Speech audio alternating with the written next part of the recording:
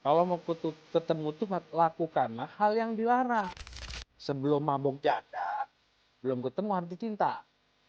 Sebelum ketemu duren, duda keren sugar daddy, lo belum ketemu laki.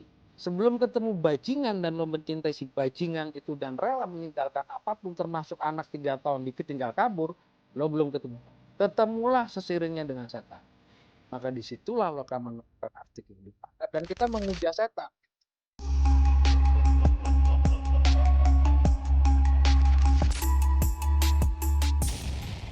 Salam jumpa lagi di channel Spiritual Indonesia yang akan ke depan akan menyelenggarakan sarasehannya ya tanggal 30 Agustus di tempatnya Mas Leona dari Mbak. Ini mengundang baik kawan-kawan SI maupun kawan-kawan yang lain untuk hadir gitu ya. Nanti untuk kontaknya nanti ada di bawah, mungkin ada teks gitu ya. Oke. Kita akan bahas yang menarik tentang jati diri setan gitu. Siapa sih setan nih? Kalau kita bicara setan tentu kita bicara jauh ke belakang ke sejarah Judeo-Kristiani ya. Bahwa kalau kita bicara konteks religi, teks-teks tentang setan ini kita jumpai mulai dari kitab Nabi Idris, Inoh. Kebetulan saya lagi tertarik oleh satu teks tentang seorang rabi, pendeta tinggi, ya, yang menerima semacam wahyu lah, namanya Ezekiel. Konon, namanya konon. Kalau konon kan boleh bebas ngomong ya namanya konon. Konon Ezekiel didatangkan oleh Tuhan, katakan demikian, untuk membawa wahyu. Intinya adalah untuk mengeluarkan hati manusia yang sekeras batu. Diumpamakan bahwa hati manusia itu seperti batu. Sehingga seringkali batu itu menjadi simbol kekerasan hati, sekaligus simbol niat. Kalau niat tuh orang bilang niat baja ya. Gak ada orang bilang, wah gue berniat sekeras batu. Tapi niat gue sekeras baja. Gitu. Oke, itu konteksnya. Kita bicara jati diri setan. Kapan sih setan menampakkan dirinya pertama kali?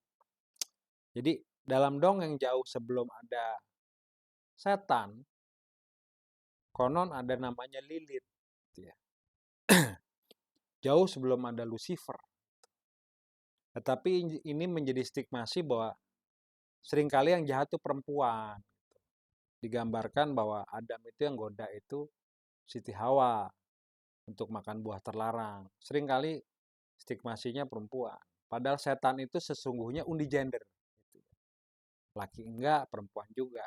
Perempuan juga enggak. Tetapi tidak bisa digambarkan seperti itu. Karena ketika ada benda itu atau makhluk hidup yang enggak laki, enggak perempuan, nanti konotasinya Tuhan dong. Gitu kan. Tuhan enggak laki, enggak perempuan. Tetapi Tuhan digambarkan pada banyak agama itu laki-laki. Gitu. Padahal sifat dasar Tuhan itu androgen. Androgen itu tidak bisa didefinisikan secara seksual itu apa. Sehingga keberadaan androgeni pada setan juga dominan ya. Setan itu nggak laki nggak perempuan. Atau kita bisa bilang dia energi yang netral sebenarnya. Sehingga banyak sekali orang yang ingin bertemu setan dan ingin memuja setan karena setan punya kemampuan yang netral tadi, tetapi energinya besar.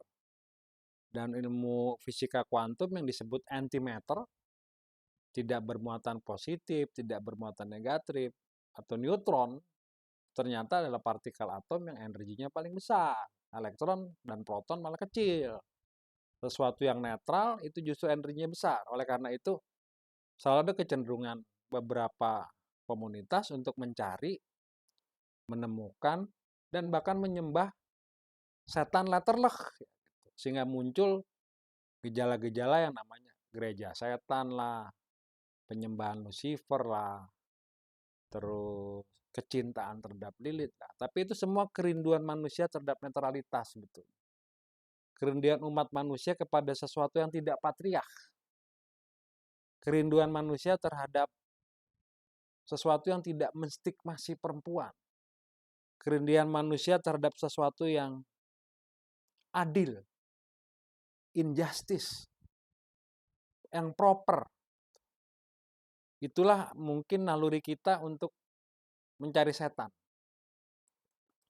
Gambaran setan yang rudimenter gitu. Rudimenter tuh setan di Indonesia tuh jelek-jelek gitu. Kuntilanak bajunya compang-camping, genderuwo nggak pernah ke salon, rambutnya berantakan, terus apalagi pocong itu nggak pernah pergi ke PGC untuk beli pakaian, kemudian gelundung pringis itu nggak bisa punya badan dan segala macam. Gambaran-gambaran itu adalah stigmasi yang dikembangkan untuk mengembangkan satu pemikiran bahwa setan itu jahat, setan itu jelek, setan itu menggoda.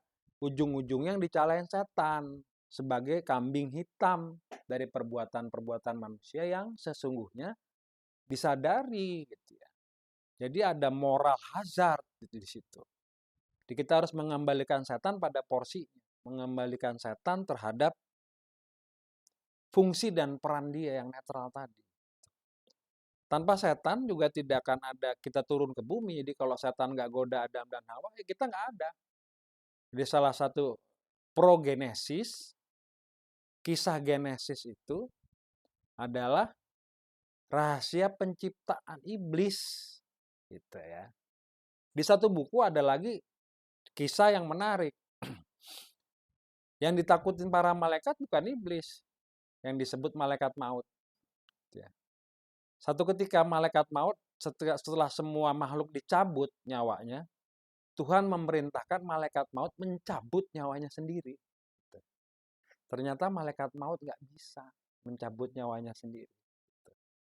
Ternyata kematian itu adalah keridaan Tuhan dan manusia secara seimbang dan netral. Kalau Tuhan tidak ridha kita mati, mau sakit apapun ya nggak bisa mati. Di UGD sampai 360 tahun, 1 abad, 200 tambah 30 hari, 24 jam Circle K juga nggak mati kalau Tuhan tidak ridha kita mati.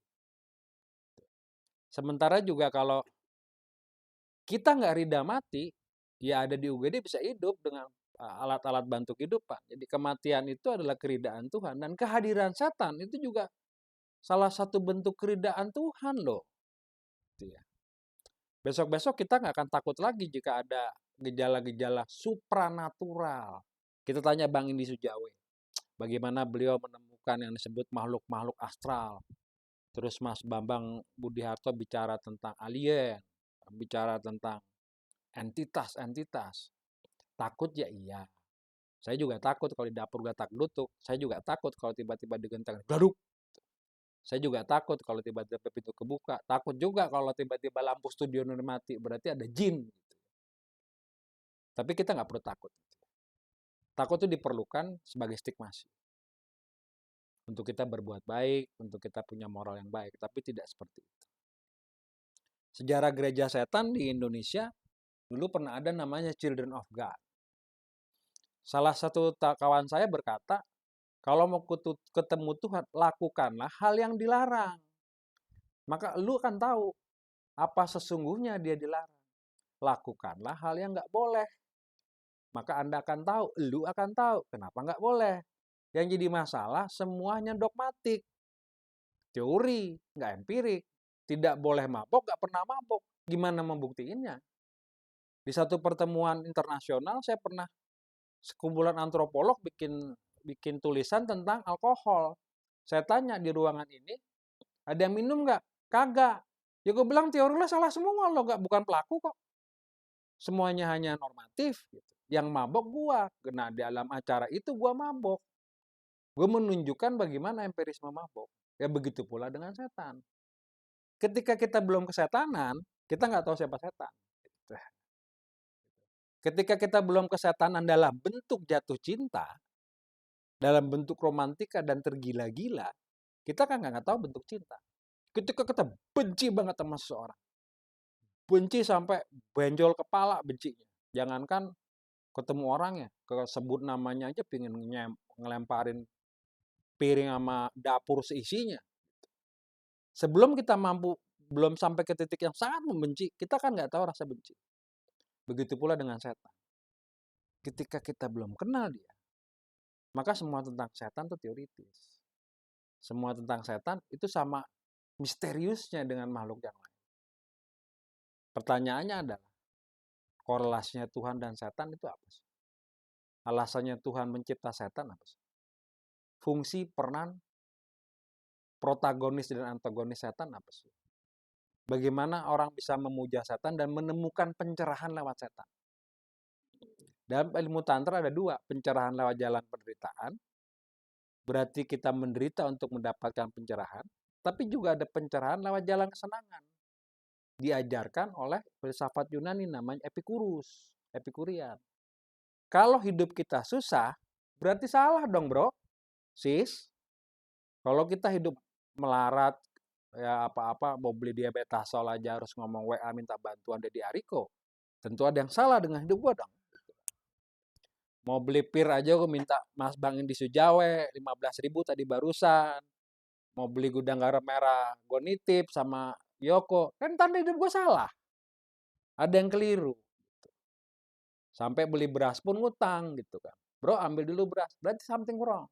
Ya gue ketemu setan kan, itu wujud setan loh.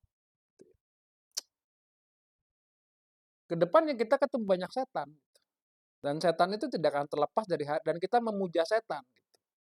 Kecantikan itu adalah salah satu wajah setan yang paling dekat dengan kita. Karena kecantikan itu atau kegantengan itu bisa buat orang mabuk kepayang. Tahu nggak kepayang? Kepayang itu adalah wadah air yang digoyang-goyang. Kepayang itu bahasa Melayu itu bokor. Bokor diisi air, bokor digoyang-goyang. Airnya nggak datar. Kecantikan dan kegantengan yang memabukkan itu setan. Itu wajah setan. Wajah setan yang lain, kemiskinan, kemelaratan yang sangat-sangat melarat. Itu juga setan. Kekayaan yang melupakan diri, itu juga setan. Jadi sebelum kita kaya raya, kita belum ketemu setan. Sebelum kita melarat sampai harus ngutang beras, kita belum ketemu setan. Kalau kita belum jatuh cinta sampai leran, sorry ya, ini istilah yang buruk, tapi umum di awamnya. Sebelum mabok janda, belum ketemu arti cinta. Sebelum ketemu duren, duda keren sugar daddy, lo belum ketemu laki. Sebelum ketemu bajingan dan lo mencintai si bajingan itu dan rela meninggalkan apapun termasuk anak 3 tahun dikit tinggal kabur, lo belum ketemu setan. Ketemulah sesiringnya dengan setan. Maka disitulah lo akan menemukan arti kehidupan. Disitulah ada makna kehidupan dan lo simpulkan makna kehidupan lo sesuai dengan sejarah hidup lo. Nah, itulah pemujaan terhadap setan. Ternyata nggak perlu gereja setan. Tiap hari kita puja setan. Jadi begitu kita bangun pagi, kita ketemu nasib, tengah hari ketemu karib, malam hari ketemu goib. Kan gitu. Nasib itu adalah gacor gitu. Kita main gacor. Karib itu tergantung teman. Teman juga ada yang setan. Kalau teman itu makanannya bukan roti, bukan kue, makan teman gitu kan. Setan juga. Goib juga setan. Kalau goibnya nomor yang bakal keluar 4 huruf berapa ya? 3821 pasangin ya. Pasti keluar ntar. 176. Gue lagi masukkan setan. Terus 1113 gitu. Tapi nggak ada orang masang togel 0000. Nah, angka 04 kali itu setan, tapi itu nggak pernah keluar di togel. Itu angka setan itu. Ada lagi yang nggak setan 666. Gue bertahun-tahun main togel tuh nggak pernah keluar 64 kali gitu. Jadi setan itu memberi makna dalam kehidupan. Buat gue sama pentingnya dengan beribadah untuk menemukan ketuhanan. Jadi orang yang kesetanan itu akan bertemu Tuhan, orang yang cari Tuhan akan ketemu setan. Itu paradoksnya. Oke, nanti kita bicara lebih jauh lagi tentang resep, bukan resep, ramuan kesetanan dan ramuan ketuhanan. Selamat bertemu dengan setan, selamat berkenalan dengan iblis, selamat kesetanan, selamat jungkir balik untuk menemukan arti kehidupan. Kita tunggu arti kehidupan seperti lagu-lagu yang epik dan romantik. Oke, terima kasih. Sampai berjumpa lagi di Gereja Setan. Oke. Terima kasih.